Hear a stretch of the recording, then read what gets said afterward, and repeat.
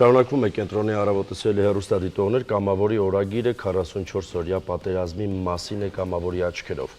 Այդ դժոխային օրերին ազգի համախմբվածության, զինվորի անմնացորդ կռվի, հավատի, սիրո և հիասթափության մասին։ Գրքի և ընդհանրապես այսօր ավելի ուժեղ լինելու մասին ենք խոսելու մեր հյուրի հետ։ Գրքի հեղինակ 44-օրյա պատերազմի կամավոր մասնակից ազգային երկու բարի ներկայացուցիչ Մկրտիչ Ճրակ Գևորգյանն է մեր հյուրը, ողջույն Մկո, քեզ թույլ տուր որպես հին ընկերոջ Մկո կոչել, իմիջիայլոց ասեմ հեռուստադիտողներին, ես և Մկոն նույն տարիներին սովորել ենք Թատերական ինստիտուտում, պարզապես տարբեր կուրսի ղեկավարների մոտ, ինքը Դավիթ Հակոբյանի կուրսից էր և այն ժամանակ էլ մենք բոլորս արդեն նկատել էինք, որ Մկոն բացառիկ սեր ունի հայրենիքի նկատմամբ, երկու բարի ազգայինի և անգամ այդ տարիներին ակնառու երևում էր, ոչ թե որովհետև Մկոն միջանցքում պարում էր, այլ ուղղակի իր բոլոր դրսևորումներից, մեջբերումներից, խոսքը վարվելու ձևից, ընկերների հետ, ինձ հետ, ոնց էր ինքը չափազանց մեծ հարգանքով թույլ տալիս վերաբերվել և մեզ համար իհարկե շատ լուսավոր դասյարակված ուսանող։ Շատ շնորհակալ եմ Անուշ ջան։ Ես իհարկե անընդհատ համացանցում հետևում եմ, մինչև պատերազմդ գնալը իհարկե այն ինչ որ անում ես պարդ, երկդ, Կարինի հետ քո տեսել եմ, ասում եմ ելումուտդ, բայց ես վերջին ընթացքում դե տեսա, որ դու նաև զբաղված ես գրքով։ Ես իրականում դե արդեն գիտեի, որ դու գնացել ես կամավոր պատերազմի, բայց միշտ համարձակությունը չէր ներում ինչ որ ավել պակաս հարցեր ուղղել։ Ես գիրքը ցույց տամ, դուք շփվեք։ Այո։ Նախ սկսենք նրանից, որ դե բոլորս էլ գիտենք ինչ էր կատարվում, երևի թե չկա մեկը, որի ընտանիքում, ընկերների շրջանակում ինչ որ մեկը այնտեղ եղած չլինի։ Եվ մենք բոլորս անընդհատ այդ անհավանական պատերազմի, հա, ինչ էր կատարվում այնտեղ, այդ լսում էինք։ Երբ դու որոշեցիր գնալ, դու գոնե թե որպես արդեն ծառայության փորձ ունեցող մարդ պատկերացնում ես ինչի դեմ ես գնում։ Դե արդեն բարձ էր ինչ էր կատարվում, սկզբնական հատվածում չէ, ու ես վստահ եմ, որ մեր հայ ժողովրդի, հայ ազգի բոլոր տղամարդկանց մեջ այդ ցանկությունը կար,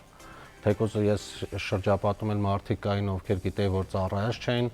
մարդիկ ասում էին տարբերակ գտնենք, թեկուզ լինենք այնտեղ, չգիտենք, փամփշտակալը, փամփուշտ լցնենք, այդպես օգնենք։ Ու արդեն սեպտեմբերի 27-ի երեկոյան, երբ որ ես սպասում եմ, որ պետք է ինձ ծանոթագիր ուղարկեն եւ այլն, չէ, ուշանում է, փորձել եմ մի քանի ձևով տարբերակներ գտնելով, մի քանի անգամ դեպի մինչև Վարդենից հասնել, այսօր վաղը կգնանք, կանցնենք հատվածը, Քարվաճարի հատվածը, այդպես ասենց տակնու վրա վիճակ էր։ Փորձում եմ ամեն ձև հասնել այնտեղ, որովհետև որոշակի չափով այդ կյանքից բարձրանալիքներից մեկը իմ ծառայությունն է, որ լավ ծառայություն եմ հասկացել, զենքից տիրապետում ու հասկանում ես, որ օր առաջ պետք է այնտեղ լինես, բայց արդեն կեսից ասենց որոշակի չափով այն նորությունները, որ գալիս էր հակասող իրար բան, այդ արդեն մարդու մեջ առաջացնում է խուճապը։ Այդ խուճապն էլ փորձեցինք հաղթահարենք, չենք հավատում այնտեղից եկող ճիշտ լուրերին, որը այստեղ ներկայացում էր ուրիշ ձև։ Ցավոք սրտի իհարկե։ Ճշմարտությունը որպես սուտ էր ներկայացում, սուտը որպես ճշմարտություն։ Սուտը բավականին Հետո ինֆորմացիան այնքան շատ էր, հնարավոր չէր մարսել այդ ինֆորմացիան, այո։ Վերջին ժամանակները արդեն հոկտեմբերի 23-ին ես կարողացել եմ արդեն տարբերակ եղել կամավորական ջոկատի մեջ լինելով, հիմնականում Արագածոտնի մարզից էր, հասել ենք արդեն Արցախի այն հատվածը, որը արդեն դարձել էր թիվ 1 կետը, այսինքն մենք գտնվում ենք, մենք ու թշնամին, սիրում են, չգիտեմ, ես վերջերս ասում են նաև հարևանները, մեր թշնամին այնտեղ արդեն մենք անընդհատ թշնամի ենք ասում։ Այո։ Դեռ ես ու Դավիթը այդ բանը չենք։ Այո, հարևանություն չկա այնտեղ, իրանց հետ խաղաղությունն էլ հնարավոր չէ։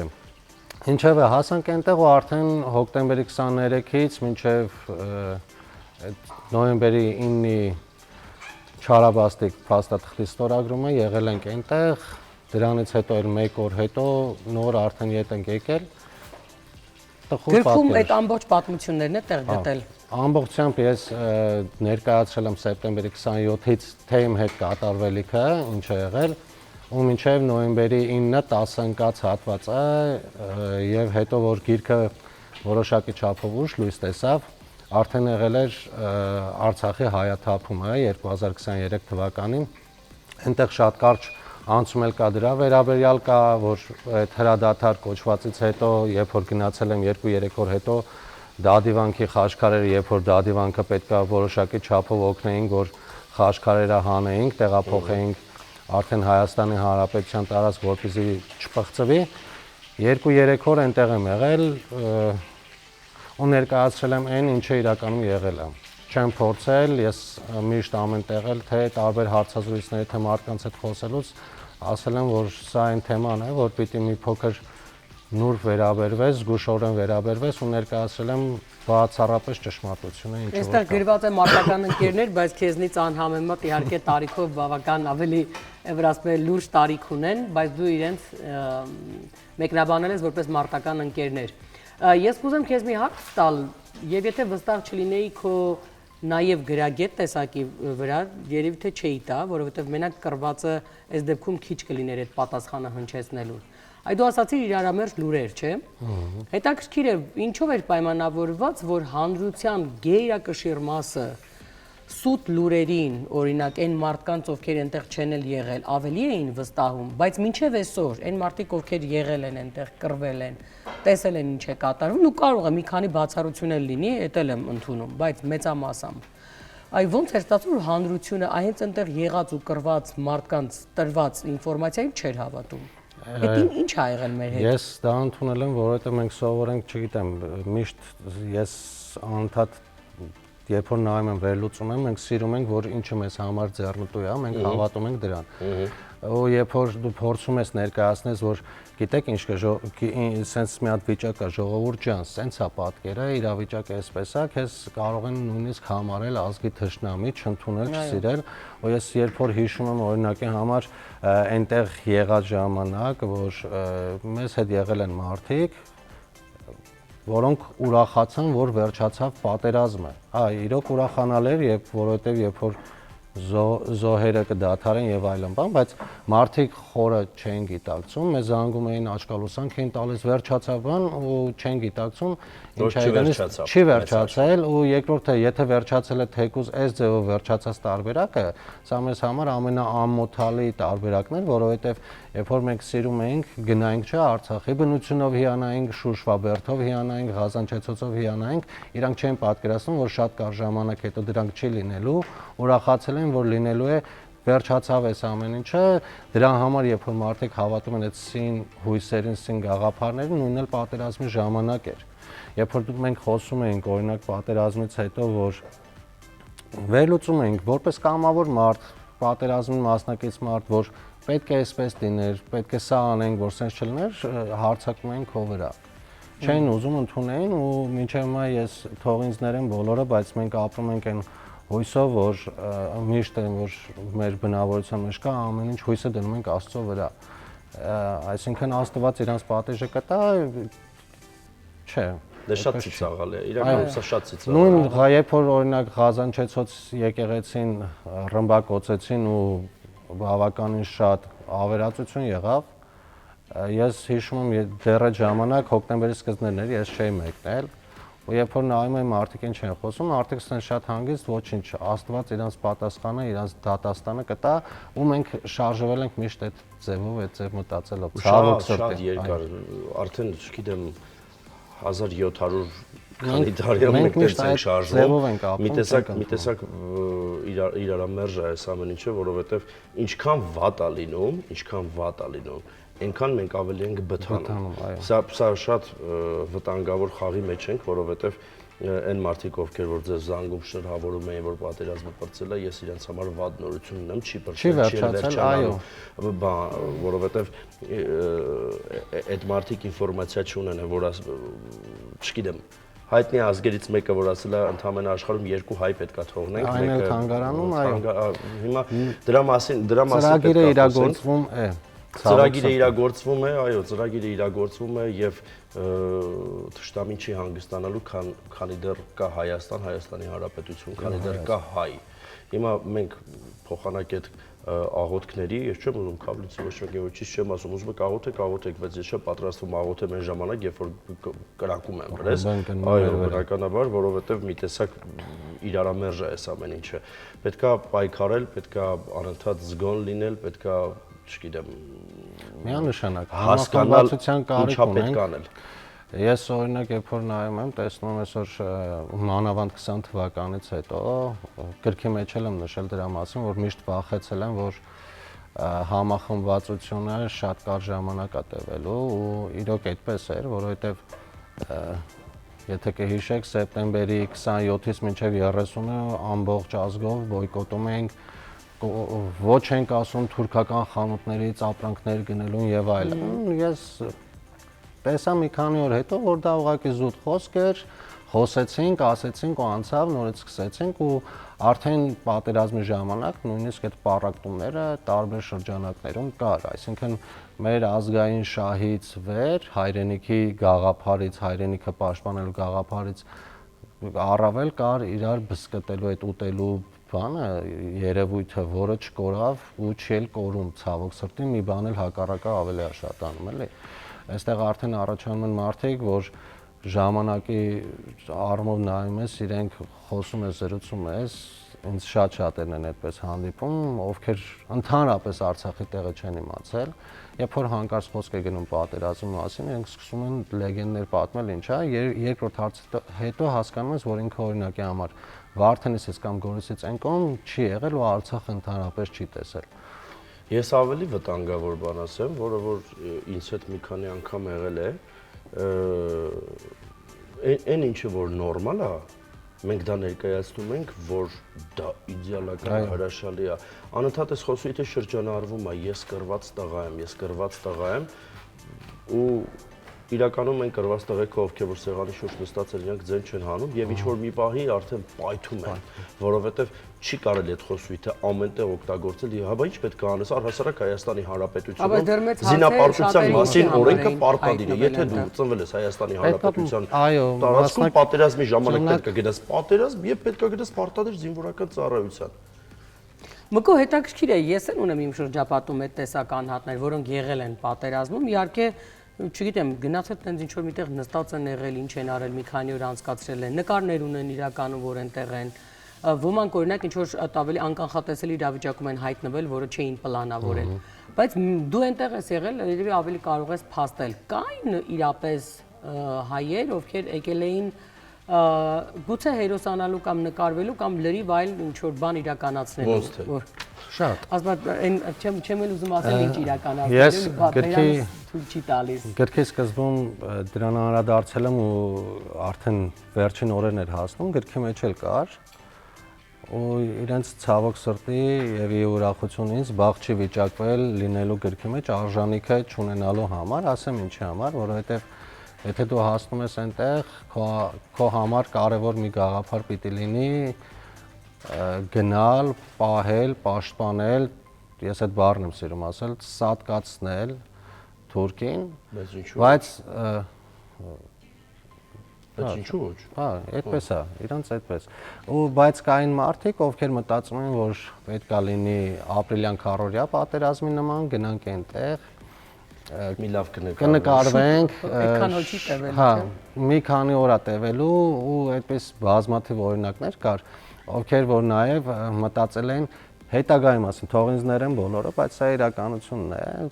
մարդիկ մտածում են, որ սա նաև լավ տարբերակ է գումար աշխատելու։ Ոնց։ Դե բոլորին ովքեր որ մասնակիցներին օրինակ տրամադրվում է, օրինակ մենք այդ գումարները նվիրաբերել ենք թեկուզ որ մեզ տվել են, շատ չնչին այն մարտական ընկերներից մեկը ասեց, այս փողը չի ուտվի ու չի ծախսվի։ Մենք այդ գումարները, երբ որ մեզ որպես պատերազմի մասնակից տվել են, մենք փոխանցեցինք վիրավոր տղաների, ովքեր դրա կարիքը ավելի շատ ունեն, քան թե մենք։ Մկրտիչ դու հլպետությունից ստացված գումարի մասին ես խոսում, բա դրսից ինչքան գումարներ են չգիտեմ Երևանում բունկերներից մեկը։ Այդ հիասթափությունը նաև կար, որ այսօր մենք անընդհատ օրինակ փորձում ենք, ես Սփյուռքում ապրող շատ ընկերներ, հարազատներ ունեմ, ծանոթներ ունեմ ու ես իրենց ոչ մի ձև չեմ մեղադրում, ովքեր որ այս ամեն ինչից հիասթափված են ու ընդհանրապես ասում են անհատիկ օգնենք։ այդ ցավոք այդ համախմբվածությունը ու վերջաբանը որ տրվեց պատերազմի վերջում նոյեմբերին նաև սրան բերեց որ հայ ազգը սկսեց ավելի շատ հիասթափվել սփյուռքը մեզանից ասենց ասում եմ դու առովասան նեղացավ Ես այսպես եմ մտածում, չգիտեմ, իմ կարծիքը սուբյեկտիվ է, կարող է անգամ մի քիչ կոպիտ է, բայց ոչ սփյուռքը իրավունք ունի մեզանից նեղանալու, ոչ սփյուռքը իրավունք ունի հայրենիքից նեղանալու, ոչ մենք իրավունք ունենք իրարից նեղանալու, որովհետև ցանկացած նմանատիպ իրավիճակում մենք պետք է գիտակցենք, որ կան անդաստիարակներ,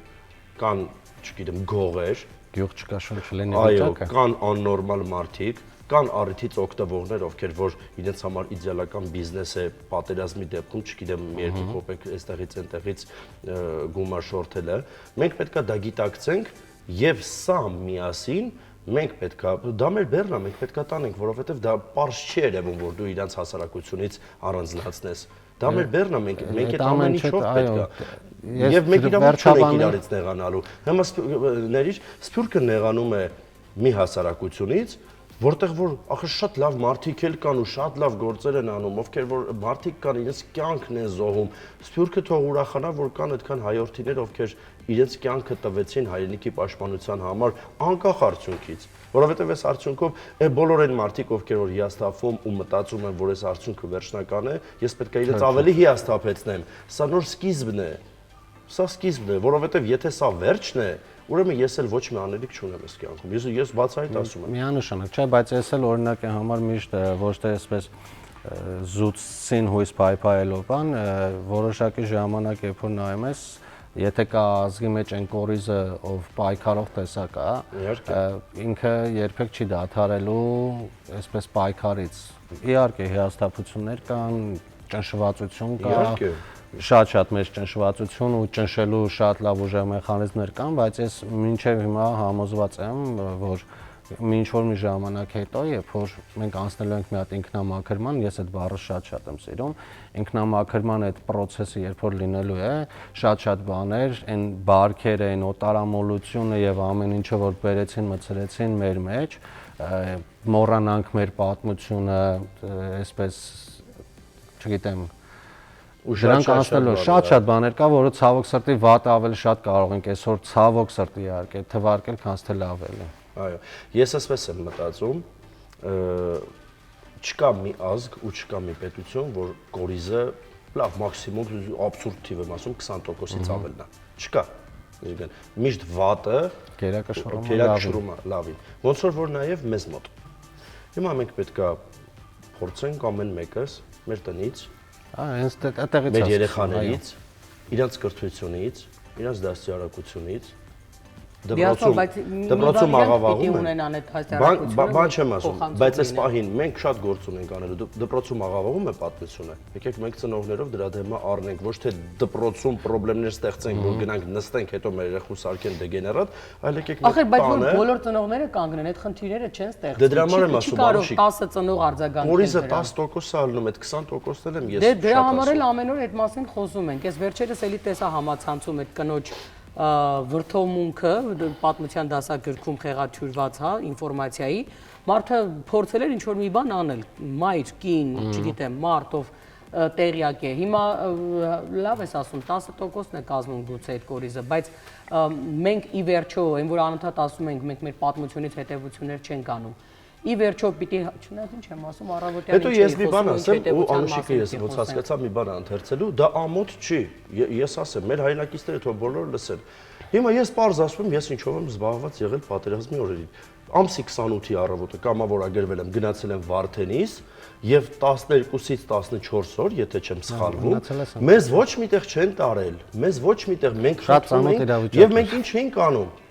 Սևանի ավազանում, որտեղ որ զենքերն էին բարձվում, յոլկեքի տակ, եղևնիների տակ։ Մենք օրը 18 ժամ, 15 ժամ զենք էինք բարձում, մինչև այն ժամանակահատվածը, որ հասկացանք, որ լավ, օքեյ, ինչ կա, կարանք զենք բարձենք, որովհետև գյուղի բոլոր երիտասարդները գալիս են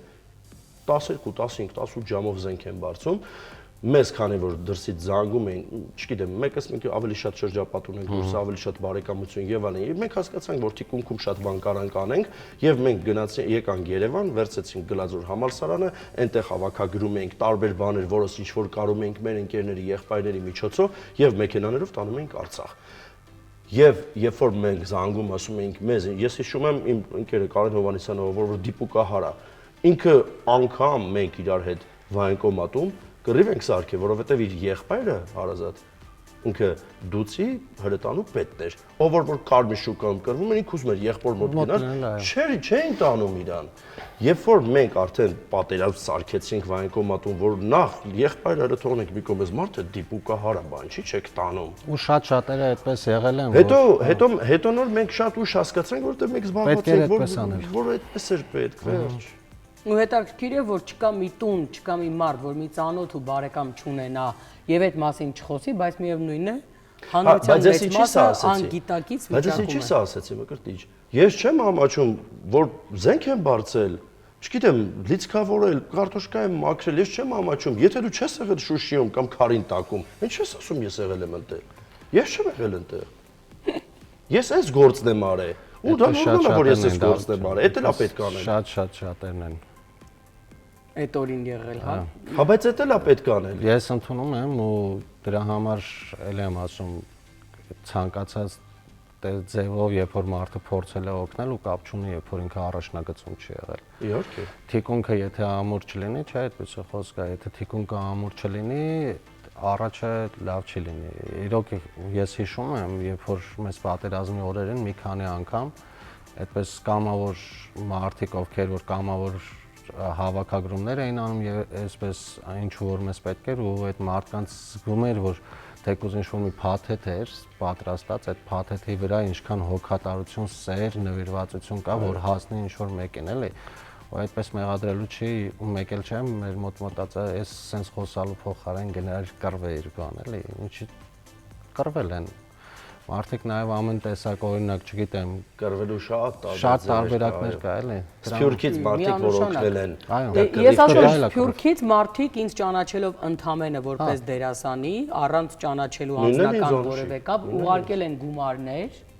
որպեսզի ես ինչ որ մի բան անեմ իրենց կողմից, որովհետև տեսնում էին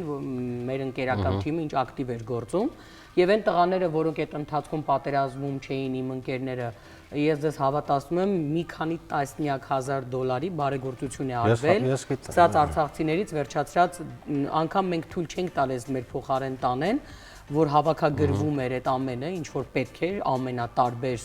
չասեմ էլ այնտեղ ինչեր կար, դրա լավ վիդեոներն են պահպանված, նկարներն էլ եւ Միացյալ Նահանգներից, այո, չեկերներն էլ։ Ես այդ տղային անգամ որ նկարեցի, թե մենք իր գումարը ինչի վրա ենք ուզում ծախսել եւ այդ նկարել ուղարկել ենք, ինձ ասած ես ձեզ վստահում եմ, ինձ պետք չի ոչ մի բան, եթե չվստահեի, ուղղակի չէի ուղարկի։ Ես ուզում եմ ուղղակի ցույց տալ, թե մենք ուղարկած գումարը ինչի վրա ծախսեցինք եւ հետաքրքիր է, որ այդ վստահությունը ուղղակի համացանցով կար։ Բայց այդ տղաները իսկապես այդտեղ էլ ուժեղ կռիվ ա եղել, էլի, մարդկային, ասենք ու ցավոք սրտի անհատների կռիվ էր։ Սովորական հասարակ մարդիկ ավելի շատ են, ես դա միշտ ասել եմ, ավելի շատ բան են արել։ Բոլոր պատերազմների ժամանակ Այս մեր վերջին օրինակ Արցախի հայաթափման ժամանակ անհատ մարդիկ սովորական, չգիտեմ, այսպես միջին վիճակագրական աշխատող մարդ է, ով չի զբաղվում, չգիտեմ, պաշտոն չունի եւ այլն, բան ավելի շատ սրտացավություն ուներ, ավելի շատ նվիրում ուներ, փորձեր իր հետ եղած մարդուն ամեն մի հատ աննշան մի փոքրիկ բանով փորձեր օգնել ու այդպես եղել է։ Բոլոր ժամանակներում երբ որ նայում ես սովորական մարդիկ ավելի շատ բան են անում, քան թե պետք է արվել օրինակ պետական այդ ապարատը, որ ամեն ինչով պետք է փորձեր ապահոver, օգներ։ Մեզ էլ էս վախն է, էլի։ Մայրության օրն է եւ իրականում այն բոլոր իրական, հա, զինվորները, եթե կարելի այդպես ասել, հայրենիքի համար կանգնած առաջին հերթին կարող են վեր կենալ գնալ կամավոր պատերազմի, որովհետեւ դա դասյարակություն է առաջին հերթին, անհնար է որ դու այնպես օթից ունենայիր քո ներսում այդ դրսևորումը, բայց այստեղ նկատեցի, որ գնալուց առաջ չհասցրեցիր գնաս հայրիկից Շիրիմին, որը զինվորական է եղել։ Հա, հայրը զինվորական է եղել սահմանապահ զորքերում, Ես այդ դաստիարակությունը ստացել եմ հենց իրենից սենք, հայրենիք, որ տղան եթե օրինակ համար ես այդ խոսքը ասում եմ հանկարծ սխալ չհասկանան, եթե չունի ինչ-որ առողջական խնդիրներ, որի հիմքով բանակից ազատվում է, ես այդ ձևով մեծացա, որ պետք էր անպայման ծառայել։ Ու այդ ծառայությունը երբ որ ես գնացել եմ, շատ մեծ պատասխանատվությամբ, մեծ սիրով եմ գնացել, ինձ համար ավելի հեշտ էր, որովհետև փոքր ժամանակվանից տեսել եմ, հայրս շատ շուտ է մահացել 2006 թվականին ու երազանքներիցս մեկն էր զինվորական դառնայի, բայց նաև իր երազանքներից մեկն եմ փորձել կատարել, որը ավելի շատ էր ինձ մոտ, ընդունվել եմ Թատերական ինստիտուտ ու այն մարդկանց մոտ, ու միշտ երազել եմ sense տեսնեմ, բայց իրենից սկսվեց ու ես վստահ եմ, եթե օրինակ լիներ հայրս, մենք շատ հնարավոր է իրար հետ պատերազմ գնայինք։ Այդպես։ Թողներ, որ իր հետ գնայիր կարծում ես։ Ինձ թվում է, հա, մեր կապացությունը իրար հետ շատ ուժեղ է եղել այդ առումով։ Ես հիշում եմ, որ փոքր ժամանակվանից ես ինձ սովորեցնում էր զենքը բռնել, կրակել բան, չեմ կարծում էլ այդպես կպահային միտեղ։ Մաման ինչ էր ասում, երբ դու տենց Մորս հետ շատ մորս էլ չեմ մեղադրում, ցանկացած մայրական սիրտ այդ կուզի, որովհետև Դե դա բնած դա նորմալ։ հայրենիքը մի կողմ իր երեխան հայրենիքից առավել է, ցանկացած ծնողի համար այդպես է։ Սեպտեմբերի 27-ին գնացի Թալին, որ պատրաստվում եմ զինվորական գրքույկ փաստաթղթերս վերցնեմ, գնամ զինկոմիսարիատ։ Հայրս դիմացս կանգնեց, ասեց ինձ թաղեց, թե գնաս, դե մի Ողոր մի մամ ջան, այսպես կողքի եմ տարել ու ես թողել եմ գնացել եմ։ Դե մամայի անունը Նարինե։ Նարինե, Տիկի Նարինե, եթե հետևում եք հիմա մեր զրույցին, նախ շնորհավորում ենք։ Այո, շնորհավորել ձեզ այս կարևոր տոնի առթիվ, որովհետև նաև մեր հոգևորական հյուրը հա շատ ավելի խորքային ներկայացրեց ինչու այս տոնը կարևոր ու գումարած դրան ասել, որ կան մամաներ եւ կան ուրիշ մամաներ, ընտիր մամաներ, ովքեր դասարակում են երեխաներ, որոնք հետո կարող են ձևավորել իհարկե լավ առումով, հա, ձևավորել այս հանրությունը, որովհետև մեր շուրջ այնքան աղբ կա, այնքան անդասյարակություն կա, այնքան արժե զրկված իրականություն կա, որ մնացել է այդ մի քանի անհատները, որոնք շատ քիչ տոկոս են կազմում, որոնք կարող են ինչ-որ բան փոխել իրենց տեսակով, ապրելու ձևով, դասյարակությամբ եւ սրա հիմքը միշտ ընտանիքն է։ Եթե դու տեսնում ես այս տեսակ անհատների, անհնար է, որ ընտանիքում եղած չլինի որևէ արժե համակարգ, որևէ ձև ապրելու, դասյարակություն չլինի ու երեխան այդպես մեծանա, այդպես չի լինում։ Հիմա հենց Մկոյի դեպքում մի քիչ պապան, հետո մի քիչ մաման, այնուամենայնիվ ձևավորել են Ես եթե չճանաչի այսօր Մկոյին որպես զինվորականի, ես գոնե թե ճանաչել եմ շատ տարիներ առաջ որպես ուսանողի։ Մարդ ով ամբողջ օրը ինստիտուտում իրար աչքի առաջ են եղել եւ ես շատ լավ տեսել եմ իր ձևը, կեցվածքը, հենց այդ միջանցքում քայլելը եւ ես հավատացնում եմ, որ յուրաքանչյուր ուսանողի անգամ աստիճաններ բարձրանալուց կարելի է կարծիք կազմել ով է իրանից ինչ է ներկայացնում։ Եվ իրականում այս քո մարդկային որակները ես տեսել եմ տարիներ ի վեր։ Շնորհակալ եմ, ոնց չէ։ Հիմա արդեն որպես, չգիտեմ, զինվորական էլ չասեմ, հայրենիքի պաշտպան, որն արդեն ունի ընտանիք, որը իր երազանքն է իրականացրել, մի քիչ էլ ասում է, այս կողմը գանք ու ամուսնացել է արցախցի աղջկա հետ։ Այո։ Ոնց է ինքը իր տեսակը, որովհետև Արցախի հանդեպ բնականաբար վստահ եմ, որ ունի լրիվ հատուկ վերաբերմունք, եւ այնուամենայնիվ այս վատ որոշումից հետո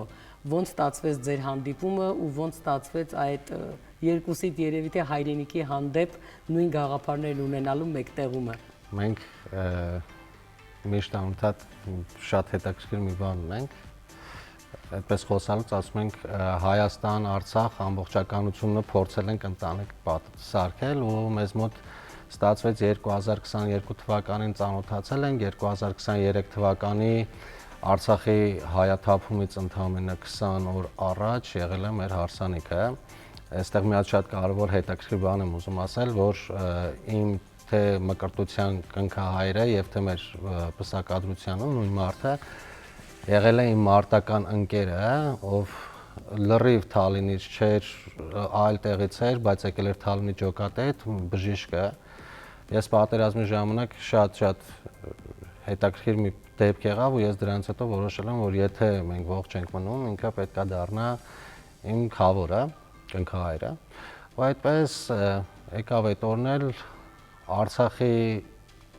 Արցախցի աղջկան հանդիպեցինք շատ հետաքրքիր ձևով, ասենց ազգային ձևով մեր ընկերների նշանդրեկներ ու այդպես սկսեցի հետաքրքրվեցի, հետո որ իմացա, որ Արցախցի եմ, երազանքներից մեկն էլ եղել է, որ կինս պետքա լինի Արցախից, ու փառք Աստծո ունենք այն գիտակցական մակարդակը, որ սենց էմոցիաներին չենք տրվում զուտ թեկուզ մեկը Արցախի հարցում, ինչը որ եղավ, որովհետև իրենք երկու անգամ են հայրենիք կամ տուն կորցրել, առաջին անգամ Շահումյանում եւ հետո եկել են արդեն Արցախի Մարտակերտի հատված, ու այդտեղ անդադ այդ կոտրվելու